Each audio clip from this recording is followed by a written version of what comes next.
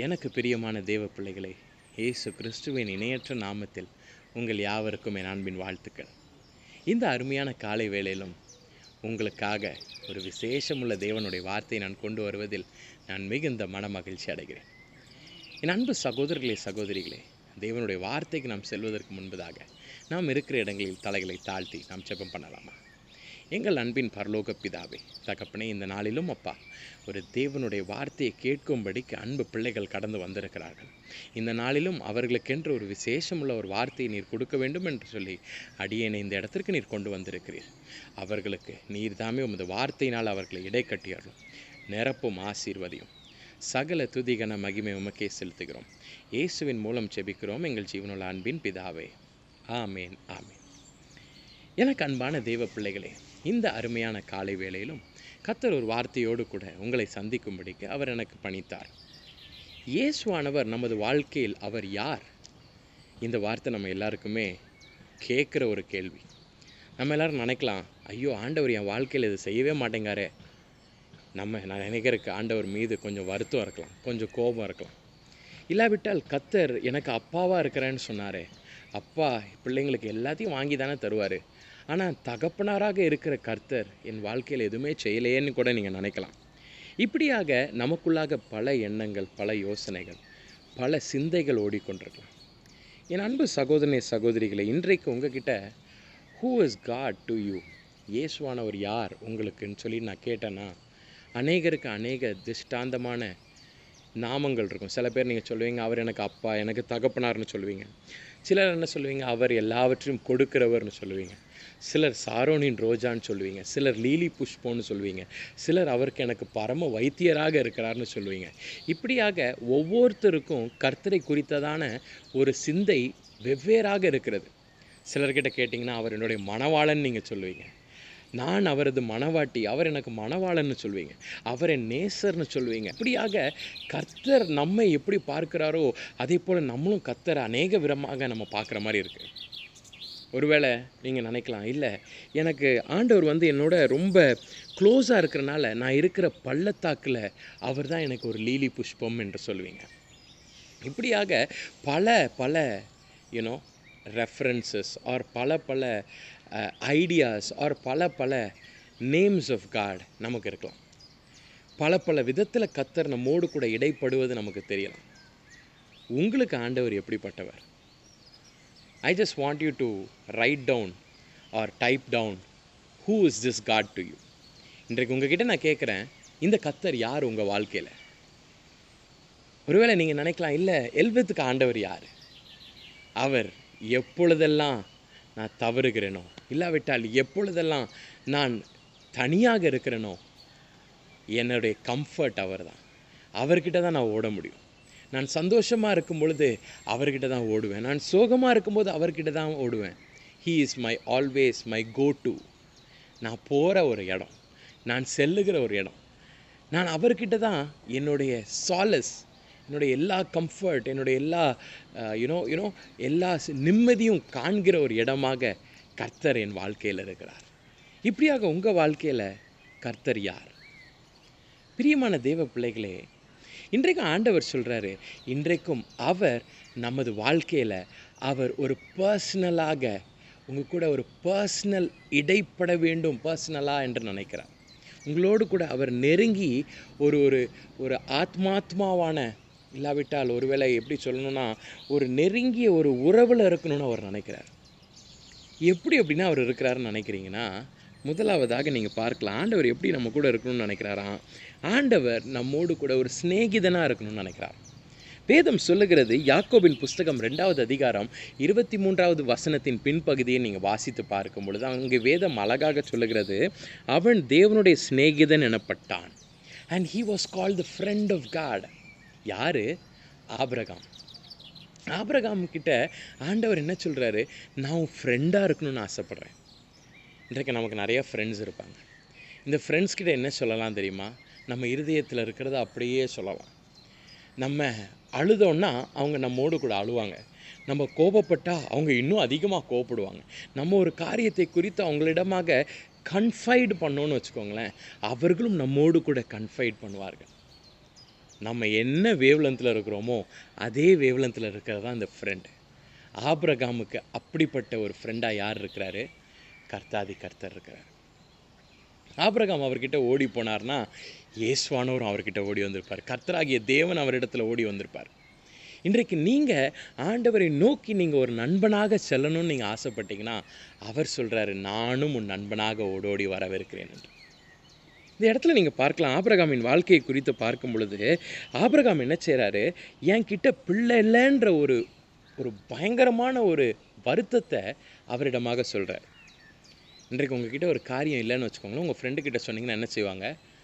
முடிஞ்ச அளவுக்கு அதை உங்களுக்கு பெற்றுத்தரும்படிக்கு அவர் முயற்சி செய்வார்.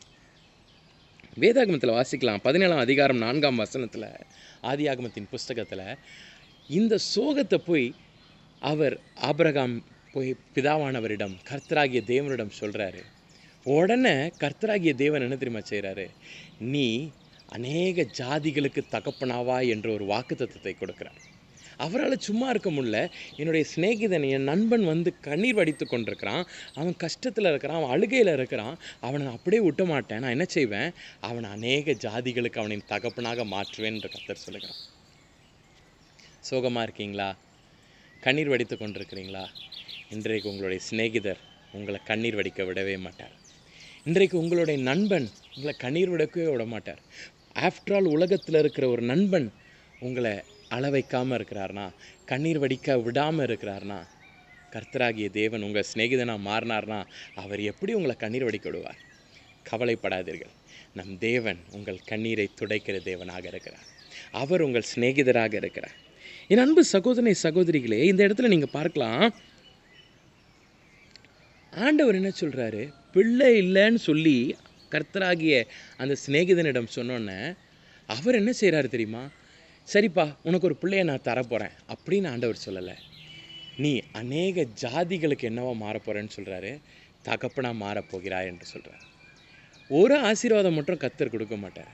அவர் உங்கள் சிநேகிதனாக மாறிட்டார்னு வச்சுக்கோங்களேன், அவர் பெரிய பெரிய ஆசீர்வாதங்களை கொடுக்கிற தேவனாக இருக்கிறார். ஹல்லேலூயா. நண்பு சகோதரனை சகோதரிகளே, இந்த இடத்துல நீங்கள் பார்க்கலாம், ஆண்டவர் வந்து ஒரு பிள்ளையை மட்டும் கொடுத்துருந்தா போதுமே. ஒருவேளை நீங்கள் அப்படி நினச்சிருக்கலாம்ல.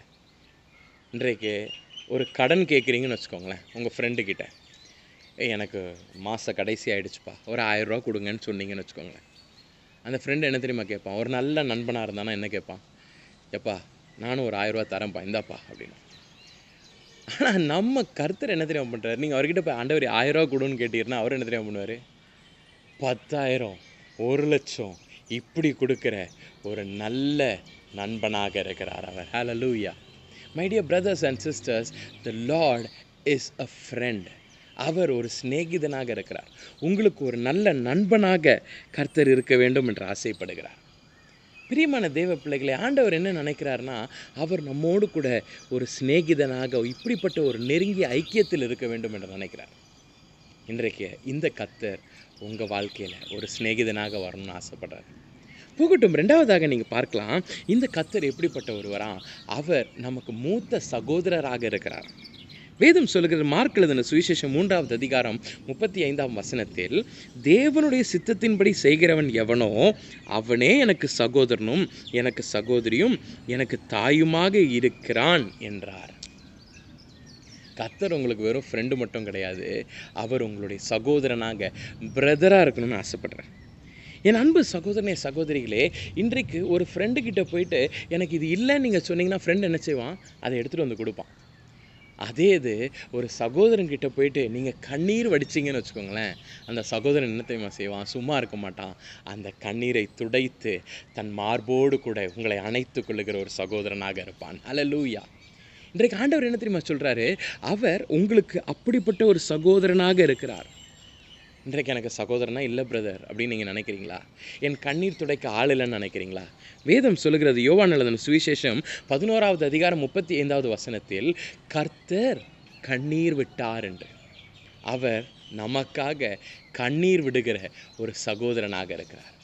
இன்றைக்கு உங்களுடைய சந்தோஷத்திலும் இல்லாவிட்டால் உங்களை சந்தோஷிப்பிப்பதிலும் மட்டும் அவர் மும்முரமாக இல்லை, உங்கள் கண்ணீரை துடைப்பதிலும் அவர் வல்லவராக இருக்கிறார்.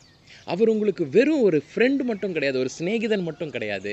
He is also your brother, உங்களுடைய சகோதரனாக இருக்கிறார். இன்றைக்கு ஆண்டவர் இருக்கிறார்ல, நம்மளுடைய டிஸ்ட்ரெஸ்ஸான டைமில், நம்மளுடைய கண்ணீரின் பாதையில் நீங்கள் போகும்போது அவர் சொல்லுவார், நீ எதுக்கும் கவலைப்படாத, உன் கண்ணீரை துடைப்பதற்காக தான் நான் இருக்கேன், நான் உன்னோடு கூட இருப்பேன் என்று. He is not only your friend, he is also your brother. உன்னோட சகோதரனாகவும் கர்த்தர் இந்த நாளில் இருக்க வேண்டும் என்று ஆசைப்படுகிறார். பிரியமானவர்களே, ஒருவேளை இன்றைக்கு நீங்கள் கண்ணீர் வடித்து கொண்டிருப்பீங்களா? இன்றைக்கு நீங்கள் சோகத்தோடு இருக்கிறீங்களா? என்னை காணும் பொழுது உங்கள் இருதயத்திற்குள்ளாக ஒரு கன்ஃபியூஷன், ஒரு கேயாஸ், ஒரு குழப்பத்தோடு கூட நீங்கள் இருக்கிறீங்களா? கவலைப்படாதீங்க. உங்கள் அண்ணன் இருக்கிறாரு, உங்கள் மூத்த சகோதரன் ஒருவர் இருக்கிறார், உங்களை அவர் பார்த்து கொண்டிருக்கிறார். அவர் உங்களை விசாரிக்கிற ஒருவராக இருக்கிறார். போகட்டும், கடைசியாக நீங்கள் பார்க்கலாம், அவர் ஒரு நண்பன் கிடையாது, ஒரு சகோதரன் மட்டும் கிடையாது. அவர் மூன்றாவதாக அவர் எப்படி இருக்கிறார்னா, ஒரு நல்ல தகப்பனாக இருக்கிறார். என் கர்த்தர் உங்கள் வாழ்க்கையில் he is not only a friend nor a brother, he is a father to you.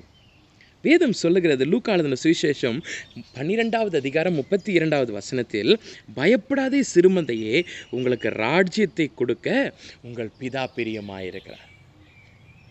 அப்பா எப்படிப்பட்டவர்? ஃப்ரெண்டு ஒரு லெவல் வரைக்கும் தான் வரலாம், சகோதரன் அதை விட கொஞ்சம் லெவல் கூடி வரலாம். ஆனால் தகப்பனார் எப்படி தெரியுமா? அவர் நம்மை அனைத்து ராஜ்யத்தின் எல்லாவற்றையும் கொடுக்கிறவராக இருக்கிறார். ஹல்லேலூயா! ராஜ்யத்தை அவர் கொடுக்கும்படிக்கு அவர் உங்கள் பேரில் பிரியமாய் இருக்கிறார் என்று வேதம் சொல்லுகிறது. என் அன்பு சகோதரனை சகோதரிகளே, யோவான் எழுதின சுவிசேஷம் 8வது அதிகாரம் 3-11 வரை உள்ள வசனங்களை நாம் வாசிக்கும் பொழுது அங்கே நாம் பார்க்கலாம், அங்கே ஒரு தகப்பனாரை குறித்து அங்கே வேதம் சொல்லுகிறது. அந்த தகப்பனார் என்ன செய்கிறாருன்னு பாருங்கள்.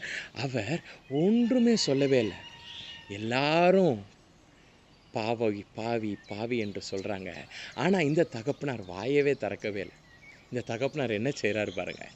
இவர் குனிந்தவராக இவர் எழுதி கொண்டே இருக்கிறார். சத்தமே போடல, பேசவே இல்லை. உலகத்தில் இருக்கிற எல்லாரும் என்ன சொல்கிறாங்க? இந்த பிள்ளை இந்த தப்பு பண்ணிடுச்சு, இந்த பிள்ளை இப்படி இருக்குது, இந்த பிள்ளை இப்படி இருக்குது, இவன் இப்படி ஆயிட்டான், அவன் இப்படி ஆயிட்டான். சுற்றி இருக்கிற எல்லாரும் குறை சொல்லுகிறவர்களும் அநேகமாக குட்டி கொண்டும் இருக்கிறார்கள். ஆனால் அந்த தகப்பனார் வாயை திறக்கலை. அவர் சொன்ன ஒரே வார்த்தை என்ன தெரியுமா? இனி நீ போய் பாவம் செய்யாதே. ஒரே ஒரு வார்த்தை தான் அவர் சொல்கிறார். அவருக்கு தெரியும் இந்த ராஜ்யம் இந்த பிள்ளைக்குரியது என்று. இந்த உலகம் ஒருவேளை உங்களை பார்த்து அநேக வார்த்தைகளை பேசலாம், கவலைப்படாதீங்க. அப்பாவுக்கு தெரியும் நீங்கள் யாருன்ட்டு, தகப்பனாருக்கு தெரியும் நீங்கள் யாருன்ட்டு. நீங்கள் யார் என்பதை கர்த்தர் அறிந்திருக்கிறார். மனிதர்கள் அறியாமல் இருக்கலாம், ஆனால் கர்த்தருக்கு தெரியும் நீங்கள் யார் என்பதை. நீங்கள் வடிக்கும் கண்ணீர் என்பது என்னவென்று அவருக்கு தெரியும். உங்கள் இருதயத்தில் இருக்கிற வேதனை என்னவென்று அவருக்கு தெரியும். நீங்கள் எந்த பாதையில் போயிட்டுருக்கீங்கன்னு அவருக்கு தெரியும். கவலைப்படாதீங்க. பிரியமானவர்களே, ஆண்டவர் ஒரு நண்பன் மட்டும் கிடையாது, ஒரு சகோதரன் மட்டும் கிடையாது, அவர் உங்கள் தகப்பனாக இருக்கிறார். என் அன்பு சகோதரர்களே, 2 கொரிந்தியர் புஸ்தகம் 5வது அதிகாரம் 21ஆம் வசனம் சொல்லுகிறது, நாம் அவருக்குள் தேவனுடைய நீதி ஆகும்படிக்கு பாவம் அறியாத அவரை நமக்காக பாவமாக்கினார். இந்த தகப்பனார் என்ன செய்கிறார்னு பாருங்கள்.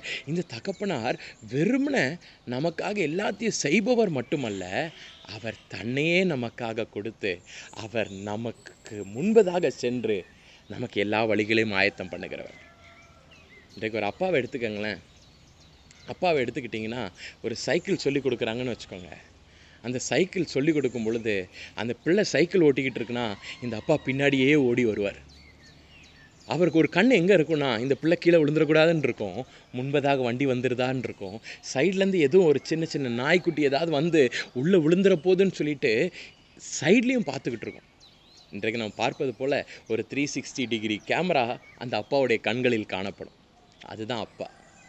நம்ம பரம தகப்பனும் என்ன தெரியுமா பண்ணுறார்? நம்ம இயேசுவானவரும் என்ன தெரியுமா செய்தார்? நம்ம பிறப்பதற்கு முன்பதாகவே 2000 ஆண்டுகளுக்கு முன்பதாக நம்மை சுற்றி இருக்கும் எல்லா பாவங்களையும் அவர் நம்மை விட்டு நீங்களாக்கி நம்மை ரட்சிக்கும்படிக்கு அவர் இந்த பூமிக்குள்ளாக இறங்கி வந்தார். நம்ம பிறக்கிறதுக்கு முன்னாடியே நமது தகப்பனானவர் தமது வேலையை தொடங்கினார். அவர் இந்த பூமிக்குள்ளாக இறங்கி வந்து அவர் என்ன தெரியுமா செய்கிறாரு? அவர் நமக்கென்று எல்லா காரியத்தையும் சீர்படுத்தி சீர் செய்து அவர் நம்மை புல்லுள்ள இடங்களில் நாம் மேயும்படிக்கு கர்த்தர் ஆடு மந்தைகளாகிய நம்மை அவர் கொண்டு வருகிற தேவனாக இருக்கிறார். அதுதான் அப்பாவுடைய அன்பு. That is the love of the father. இன்றைக்கும் ஒருவேளை நீங்கள் தகப்பனுடைய அன்புக்காக ஏங்கிட்டு இருந்தீங்கன்னா என்கிட்ட ஒரு தகப்பன் ஒருத்தர் இருக்கார், அவரை குறித்து நான் சொல்ல வந்திருக்கிறேன். அவர் தான் பரம தகப்பன்.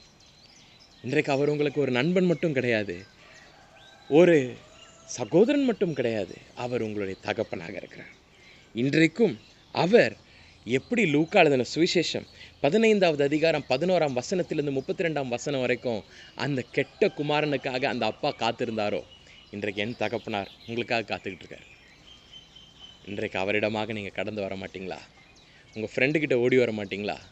உங்களுடைய சகோதரன்கிட்ட ஓடி வர மாட்டிங்களா? உங்களுடைய அப்பா கிட்ட ஓடி வர மாட்டிங்களா? இன்றைக்கு ஒரே ஒரு கேள்வியோடு கூட நான் முடிக்க ஆசைப்படுகிறேன். இந்த இயேசுவானவர் உங்கள் வாழ்க்கையில் யார்? அவரை நீங்கள் ஒரு நண்பனாக ஏற்றுக்கொள்ள போகிறீங்களா? ஒரு சகோதரனாக ஏற்றுக்கொள்ள போகிறீங்களா? இல்லாவிட்டால் உங்கள் தகப்பனாராக ஏற்றுக்கொள்ள போகிறீங்களா? நம்ம இருக்கிற இடங்களில் தலைகளை தாழ்த்தலாமா? எங்கள் அன்பின் பரலோக பிதாவே, தகப்பனே, இந்த காலை வேளையிலும் ஆண்டவரே, இயேசுவானவர் எங்கள் வாழ்க்கையில் யார் என்பதை குறித்து நாங்கள் தியானிக்க எங்களுக்கு கிருபை பாராட்டினதற்காக உமக்கு நாங்கள் நன்றி செலுத்துகிறோம். எங்கள் வாழ்க்கையில் நீர் சிநேகிதனாக இருக்கிறீர், நீர் எப்படி சகோதரனாக இருக்கிறீர், நீர் எப்படி எங்கள் வாழ்க்கையில் தகப்பனாக இருக்கிறீர் என்பதை குறித்து நாங்கள் தியானித்ததற்காக உமக்கு நாங்கள் நன்றி செலுத்துகிறோம். அப்படியே எங்கள் வாழ்க்கையில் நீர் சிநேகிதனாக, சகோதரனாக, தகப்பனாக எங்கள் வாழ்க்கையில் நீர் செயல்படும்படிக்கு ஆண்டவரே எங்களுக்கு நீர் அருள் பாராட்டும்படியாக உம்மை நாங்கள் கெஞ்சுகிறோம். தகப்பனே, பிள்ளைகள் ஒவ்வொருவரையும் ஆசீர்வதியும். அவர்கள் வாழ்க்கையில் ஒரு பர்சனல் இன்டர்வென்ஷனில் நீர் இருக்கும்படிக்கு உம்மை நான் வேண்டுகிறேன். அவர்களை நீர்தாமே ஆசீர்வதியும், வழிநடத்தும், பலப்படுத்தும். சகல துதிகன மகிமை உமக்கே செலுத்துகிறோம்.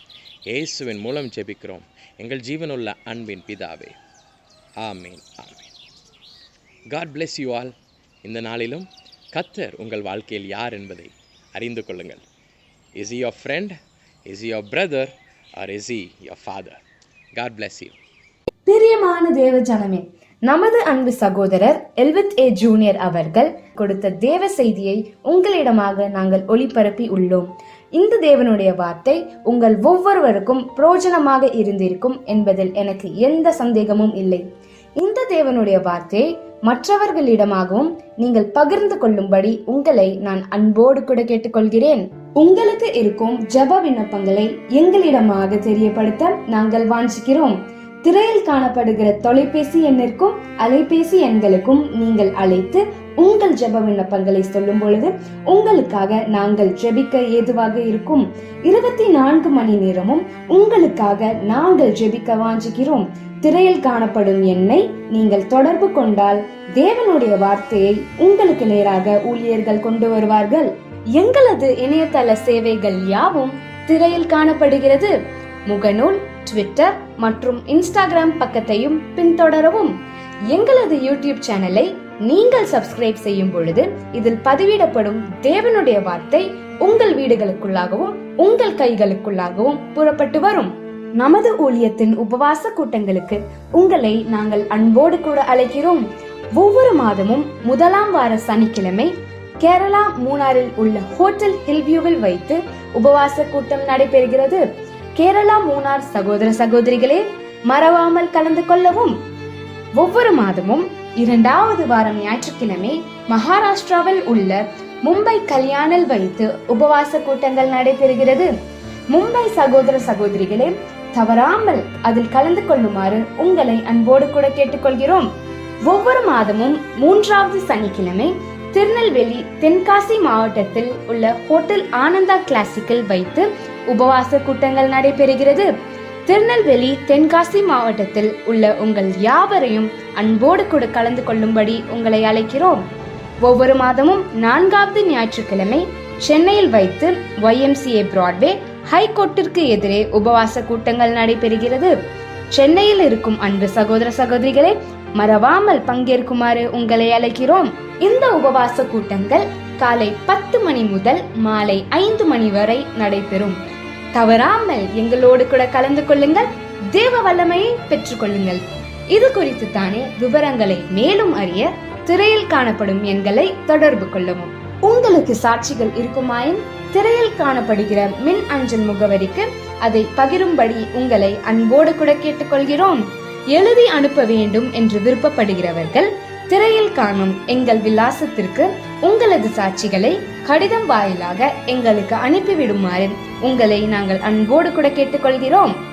கர்த்தர் தாமே உங்கள் ஒவ்வொருவரையும் ஆசீர்வதிப்பாராக. ஆமேன்.